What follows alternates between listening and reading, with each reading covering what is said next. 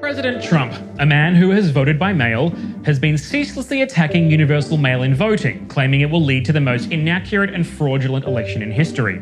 It's gone beyond name-calling. Trump's re-election campaign has filed lawsuits challenging the mail-in ballot systems in at least 6 states. All right, now we're in courts all over the country, and hopefully we have judges that are going to give it a fair call. The only way they can take this election away from us is if this is a rigged election. We're going to win this election. That's right. We're going to win this election. It's not just Trump who's taking the electoral process to court. This year, there have been at least 134 lawsuits across the US focused on how Americans vote during a pandemic.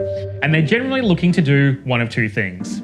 Some want to make voting more flexible, considering that a pandemic doesn't seem to care that it's an election year.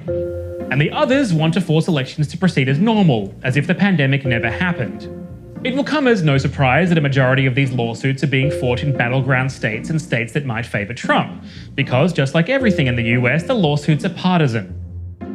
Both Democrats and Republicans have gone through their state and national committees, as well as their elected officials, to file at least 35 lawsuits while intervening in 24 others. The main topic up for debate is how voting by mail works. That includes voters challenging states that require a valid reason to be able to mail their ballot, as well as states that say that concern about COVID-19 isn't one of those valid reasons. Individual voters in Louisiana, Mississippi, and Tennessee have sued their local Republican officials, challenging some of the most restrictive absentee voting policies in the country. In Louisiana, recent polling shows that nearly 50% of voters said they were likely to vote absentee. Until recently, most of them wouldn't have qualified, unless they had a medical condition certified by a physician or actually tested positive for COVID-19. Luckily for Louisianans, this rule was struck down in mid-September. In Iowa, courts recently agreed with Trump's re-election campaign that ballot request forms sent to voters shouldn't have been pre-filled with their information because it gave no assurance that return forms were actually sent by the voter. 3 county officials were forced to invalidate 57,000 forms filled out by voters, who now have to either fill out a new request by October 24th or turn up on election day. A similar decision blocked election officials in Harris County, Texas, from sending absentee ballot applications to all 2.4 million registered voters. After Republican officials sued the county and a judge ruled in favor of proactive applications, the decision was revoked by the state's all-Republican Supreme Court. So how much does voting by mail really matter? In the 2016 election, nearly 24% of votes were cast using absentee voting by mail. More than 300,000 of those votes were rejected for 2 main reasons: some kind of signature defect, or the ballots weren't received in time. And that was when there wasn't a pandemic. This year, more than 64% of voters have said they plan to vote by mail. If a similar proportion of the mail-in votes were once again rejected, the repercussions will scale up, potentially to millions of votes. And that could be the deciding factor in states like Michigan, Minnesota, or Pennsylvania, where victory in 2016 was by a narrow margin. We don't even have to wait until November to see this in action. In the presidential primaries, at least 550,000 absentee ballots were rejected.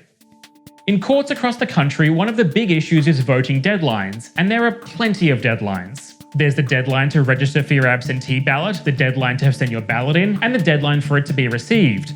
At least 32 lawsuits have been brought over deadlines for absentee ballots to arrive and be counted. During Wisconsin's April primary, a federal court allowed all ballots received up to a week after election night to be counted, regardless of the date they were mailed. Republicans appealed and a Supreme Court majority struck down most of the measure the night before Election Day. It still allowed absentee ballots postmarked by election night and received up to a week after to be counted, but made any ballots postmarked after election night invalid. In July, plaintiffs, including the DNC, asked the court to again extend deadlines for November's election, claiming that the extension of time granted in April allowed more than 79,000 ballots to be counted. And then there's signatures. In Arizona, Democrats challenged the state's practice of rejecting absentee votes without a signature on the envelope.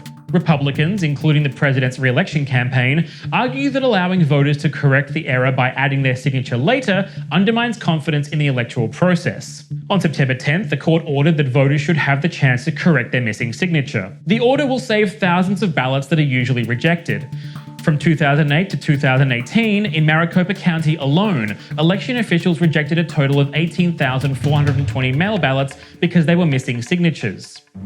If you're an American voter, the rules today for how you're meant to vote by mail could very well have changed by the time you're watching this, which isn't an ideal scenario with an election only weeks away. The closer it gets to November 3rd, the greater the chance that last-minute judgments on voting rules will create confusion among election officials and voters alike.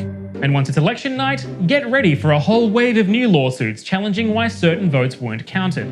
The only thing that seems certain is that, whatever the outcome, Trump will be accusing someone somewhere of voter fraud.